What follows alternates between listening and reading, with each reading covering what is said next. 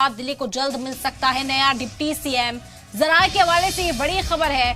सौरभ भारद्वाज बनेंगे केजरीवाल सरकार में वजीर। ज़राए के हवाले से ये भी बड़ी खबर है। आतिशी को भी मिल सकती है कैबिनेट में जगह। मनीष सिसोदिया और सत्येंद्र जैन के इस्तीफे के बाद लगातार वुज़रा को इजाफी जिम्मेदारी सौंपने की खबरें सामने आई हैं और अब दिल्ली को बहुत जल्द नए डिप्टी सीएम मिल सकते हैं। सौरभ भारद्वाज और आतिशी को भी कैबिनेट में जगह मिल सकती है।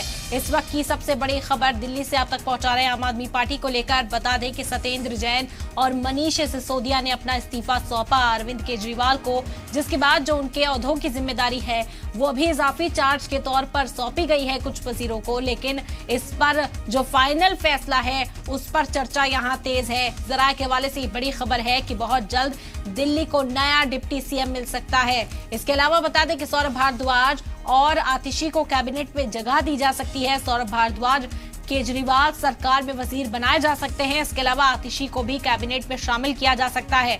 गुज़िश्ता रोज मनीष सिसोदिया और सत्येंद्र जैन ने अपने अपने ओहदों से इस्तीफा सौंप दिया। अरविंद केजरीवाल ने उन इस्तीफों को मंजूर किया था और उसके बाद से ही चर्चा तेज हो गई थी कि आखिर जो ये जिम्मेदारी है वो कौन उठाता हुआ दिखाई देगा। अब ज़राए के हवाले से ये बड़ी खबर मिली है कि सौरभ भारद्वाज को बड़ी जिम्मेदारी सौंपी जा सकती है।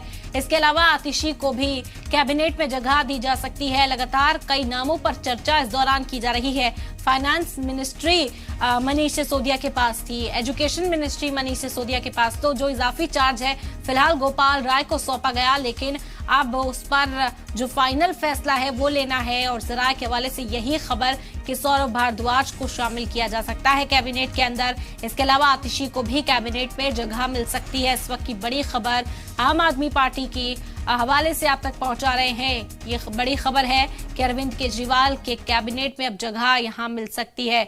दिल्ली सरकार में वजीर बनाए जा सकते हैं सौरभ भारद्वाज और आतिशी।